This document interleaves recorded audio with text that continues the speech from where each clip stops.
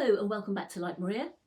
I'm going to do a session today about the four Gospels and how we might relate them to literature, and just to familiarise yourself with the Gospel stories and the ideas there. Really important for lots of literature, especially look out for the coming video on Waiting for Godot and ideas about the crucifixion. So, what are the four Gospels? Four Gospels appear in the second half of the Bible, known as the New Testament. There are other writings and letters in this section, but I'm just going to focus today on the four Gospels, which are narratives, stories about the life of Christ.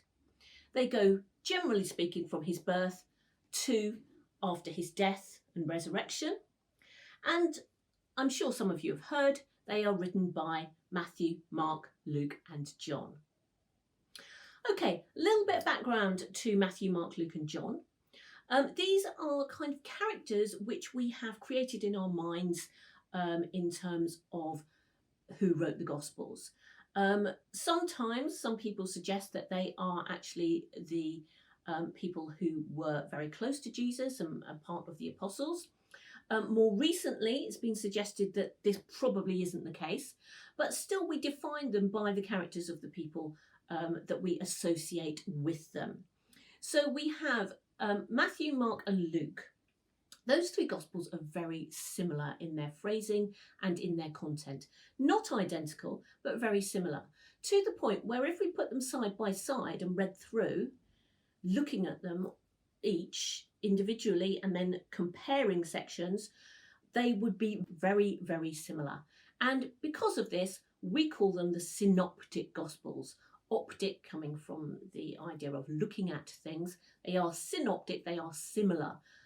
So they fit together. It's thought that Mark was the earliest Gospel and that Matthew and Luke then followed on.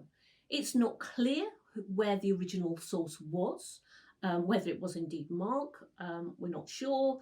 There's lots of debate about this in theological and historical scholarship, but essentially I think it's pretty much agreed that those three are very similar in structure, content and some of the specific phrases.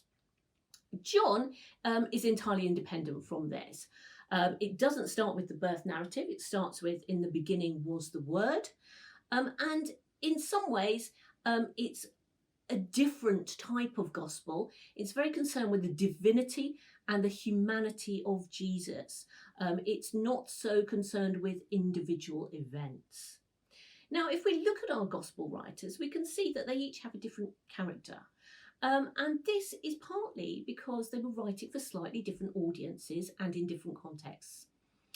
In the Gospel of Mark, there is a great deal of concentration on Jesus's character and in particular his acceptance of suffering and the idea that Jesus had to suffer to save the world, and his kind of uncomplaining acceptance of this from God the Father. Matthew has a slightly different focus. He is writing for an audience of Christian Jews, and therefore he takes quite a detailed look at how Christ's life and the Christian story fulfills the prophets from the Old Testament. So he is very interested in making the new Christian way associated with the old Jewish ways and is encouraging people to see themselves as Christian Jews. In a different context again, Luke is writing for fairly wealthy Gentiles. And this comes through in the way he treats the ideas about how we should live and our worldly goods, and how we should not neglect our spiritual life at the cost of our physical life and the comforts of physical life and wealth and having money and storing up things for this life. So in Luke, we have that concentration on perhaps the need to reject worldly ways and concentrate more on the afterlife and spirituality. So that's the different characters there with the four Gospels. Within the Gospels, there are different types of writing. So probably the most obvious one is stories about what Jesus did and his apostles. actual practical stories, such as the apostles going fishing, Jesus visiting friends or different houses, the story of Zacchaeus, the birth narratives, story about Mary and Jesus, and of course the crucifixion narratives. So all of that is kind of the big background structure of the Gospels. Within that, we get both miracles and parables. Now, miracles are stories of things that Jesus does that show he is not entirely human, that he has other abilities. So with the miracles, for example, you might be looking at things like the wedding at Cana, where Jesus changed water into wine.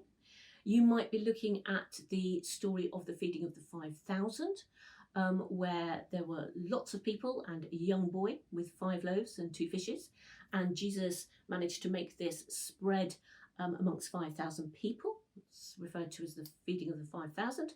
Or you might be looking at a story where you might have heard of the story of Lazarus, for example, where Jesus brings somebody back to life who was considered dead previously. So these are the miracles, things that Jesus does to fix something or to demonstrate his connection with God the Father. The other section of the Gospels, it deals with parables. So a parable is a story to illustrate good living, a good way to behave. So you might have heard, for example, of the Good Samaritan. You might have heard of the workers in the vineyard who were paid different sums of money. Or the story of the prodigal son, for example. So all these are narratives created. They didn't actually happen, but they're told as if they happened, and they are narratives that could possibly have happened.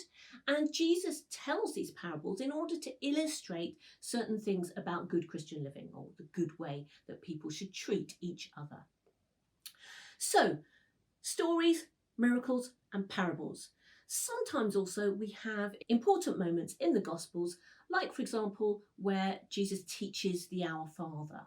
So that's a really important moment, and that is the handing on of a prayer and specific words of a prayer. So I hope today that you've grasped a little bit more about the New Testament. Do go away and do a little bit of research about that, and I will talk about stories in detail in the following videos. So please give us a like if you like Maria, and I will see you next time.